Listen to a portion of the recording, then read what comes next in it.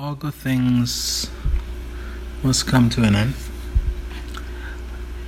I believe that this particular exercise was particularly helpful for me. I think it was perhaps the most favorite thing that I would have done this semester, and it allowed me to reflect on content, explore new content, and think deeper about certain matters, as well as describing things like obstacles.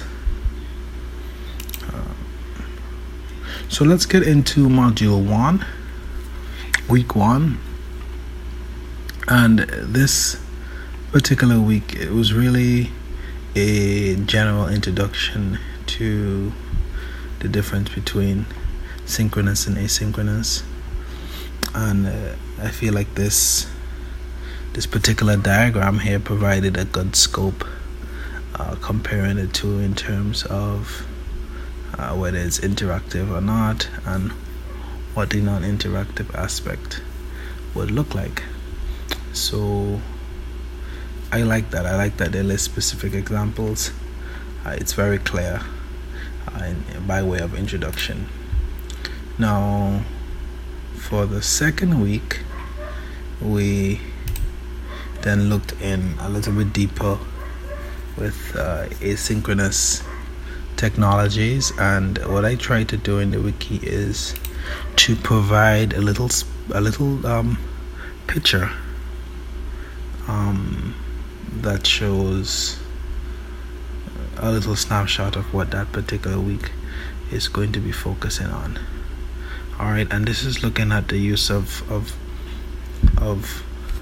phones and incorporating mobile technology. It says here that my greatest obstacle is reconciling the role of mobile phones in my pedagogical approach. My immediate takeaway is acknowledging that I need to output more content that is mobile friendly.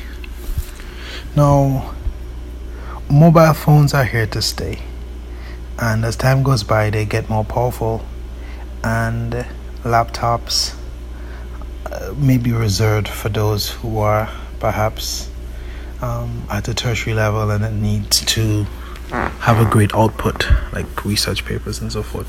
But I've seen students get by with just using the library computer alone and using their phones for a lot of reading and studying.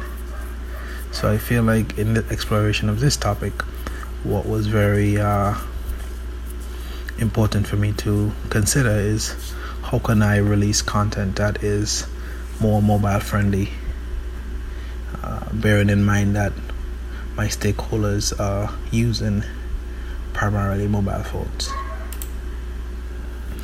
And then for week 3, we have ethics, and ethics is a very important aspect.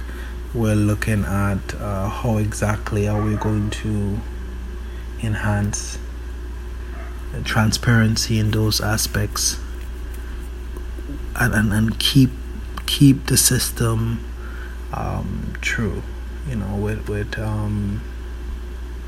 With online learning, you don't necessarily see who's behind the computer, but there's still mechanisms that could be used. And I had a major obstacle for this particular concept because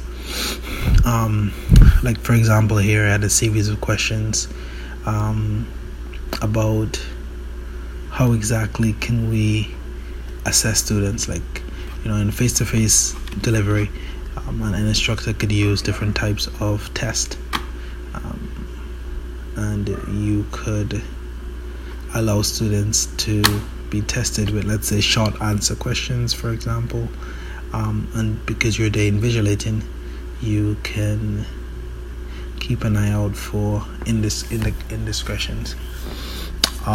With online, it's a little bit more technical because the students can perhaps treat the online test like an open book test. So I had a series of questions that basically probe how it is that we can navigate around this particular dilemma. So my first question was surrounding the fact, do we need to let go certain types of assessment, like quizzes and tests, and not rely on them as heavily because of the challenge of ensuring academic honesty? So for example, I asked, is it that we will lose this mode of assessment entirely, like quizzing? What if the test of all students is conducted at the same time so that students can so that they cannot send questions to their friends in advance? And this is a challenge that I've had. I mean, if I have a test, I let it run for maybe a day, and the students log in any time of the day, but students can take pictures of the content, send it to their classmates, and those classmates will have an advantage. So one particular probing question was, can we just have them all do it at the same time? Now, that would solve the problem of them sending questions to each other in advance, but it would create other problems such as hurting the fabric of asynchronous learning. That is the whole model. If people should be able to access when it's convenient to them. But what if we just make the test alone synchronous? If students are aware of outcome and assessment way in advance, for example, if we all knew that there was going to be a test at 7 p.m. December 15th, then we can plan accordingly, right? But what if the internet drops during that test? That was another question that I asked.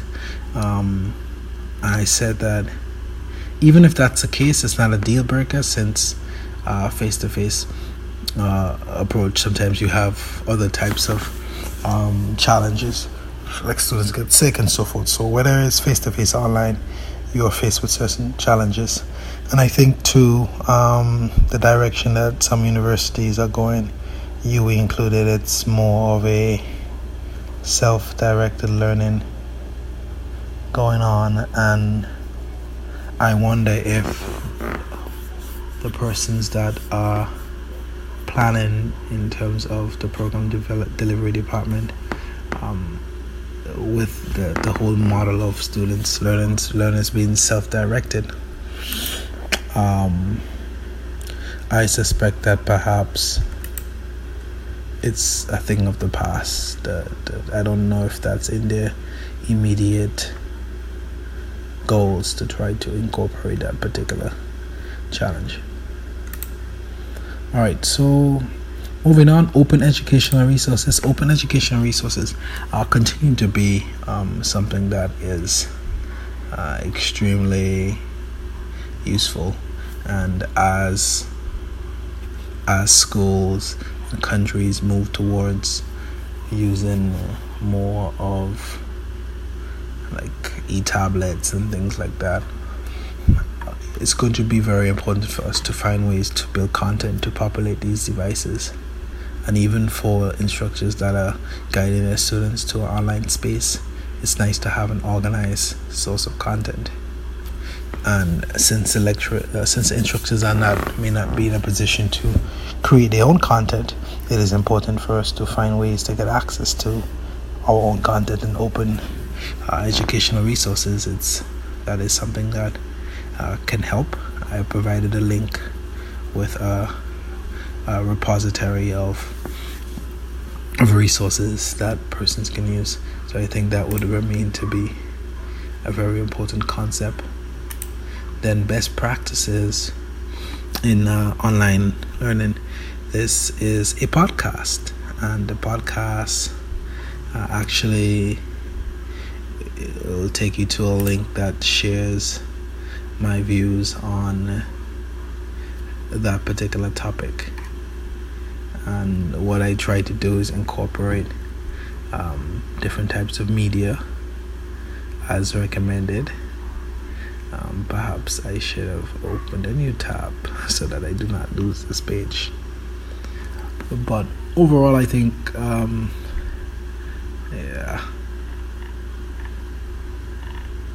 So from this particular page, Podbean, I am able to play the podcast. I'm not gonna play it again because it's already in the week, but basically persons are able to just play. Once it loads, persons are able to play.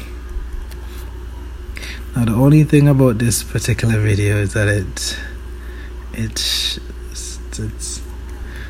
showing you how slow my computer is, unfortunately. But that is week 5, and I continued using podcast into week 6. Now for the e-portfolio and onwards, I absolutely fell in love again with screencast technologies. I would have indicated that I purchased a screencast subscription, and I am an avid user of screencast technologies to the point where the remaining reflections were done using this particular type of modality. And part of the reason is the guideline that encouraged the use of being creative and not just using text. So this is me doing the review. In general, I feel like it's something that's very effective and can help to make asynchronous learning a very effective delivery. So that was me focusing on screencast technology, digital tools, and I also looked at the e-portfolio and the significance. Now, on the note of e-portfolio, as you can see that the wiki is laid out in a way that's organized and that has pictures. Now I understand that the e-portfolio could do a bit more in terms of allowing for sections, allowing for collaborations with persons across different courses. But I did feel though that there was some overlap in function of the two types of features.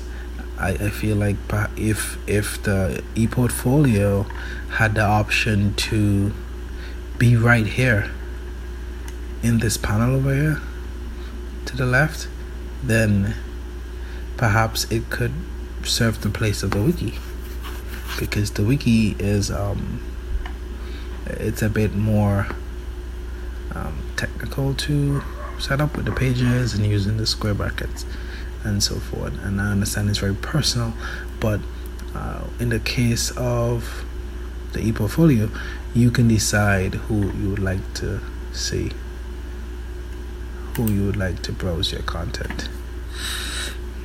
And so moving on to week 9. Week 9, I also used the screencast technology, and for this particular video, once again, it's my voice focus on the AD model or AD model, and that's something that could be used as a guide for the rollout of e-learning technologies in the school. And I like that because that is something that my college is currently working on. And then for week 10, once again, I would have used screencast technology, and I did things a little bit differently for this particular video. I did a screencast merged with an on-playing video. So I would play the video, but I would also provide commentary while the person is speaking. So in this particular video, we explored or reflected rather on teamwork and the role of collaboration in an online space, the benefits, the pros, the cons, and things like that. And then finally, my favorite topic, gamification. I absolutely love this concept of gamification, and I'm so happy to be able to explore it and to be introduced to it. So I thank you. And that is the end of my summative reflection post, and I would like to thank the facilitators for their patience and their tolerance I know that we had challenges, and it was a challenging, difficult semester. But I believe that things will get better going forward. So I would definitely love to thank you for your patience and your understanding.